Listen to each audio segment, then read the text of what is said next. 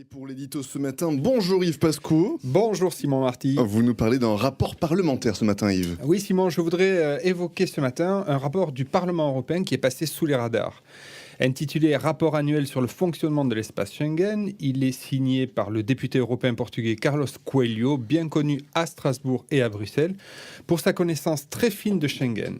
Fort de sa compétence et de son autorité, le député européen dresse un rapport sévère en forme de réquisitoire, notamment contre les États membres. Alors, est-ce que Yves, c'est vraiment étonnant compte tenu des tensions qui entourent aujourd'hui cet fameux espace Schengen ?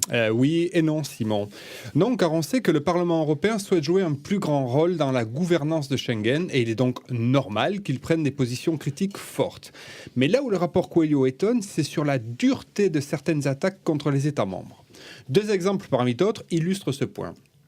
Tout d'abord, le rapporteur souligne que malgré les mesures proposées et adoptées depuis 2015, le bon fonctionnement de l'espace Schengen n'est pas encore été rétabli et il en impute la responsabilité aux États.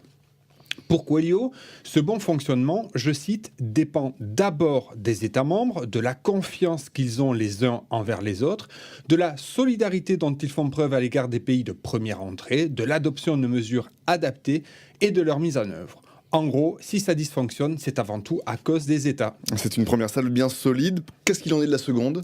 Eh bien, elle est à mon sens plus cinglante encore. Elle vise les États qui, comme l'Allemagne, l'Autriche, la Suède, la Norvège et le Danemark, maintiennent les contrôles aux frontières intérieures de l'espace Schengen depuis septembre 2015.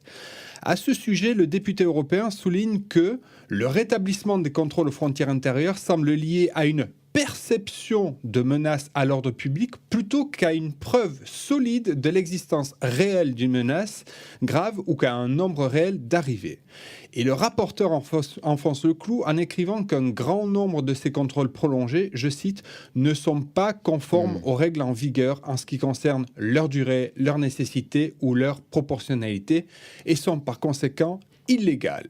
Si le rapporteur cloue les États au pilori, le signal vaut aussi pour la Commission européenne qui reste toujours muette sur le caractère légal ou illégal des dits contrôles. C'est amusant, ça me rappelle des éditos qu'on a déjà pu entendre sur cette antenne. Indeed, Simon, mais ce qu'il faut retenir, c'est que ce rapport annuel marque la volonté du Parlement européen de jouer un rôle actif sur le dossier Schengen.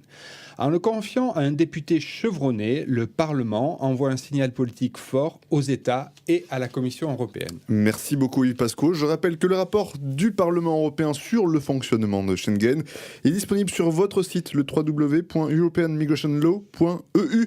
À la semaine prochaine Yves. Merci Simon.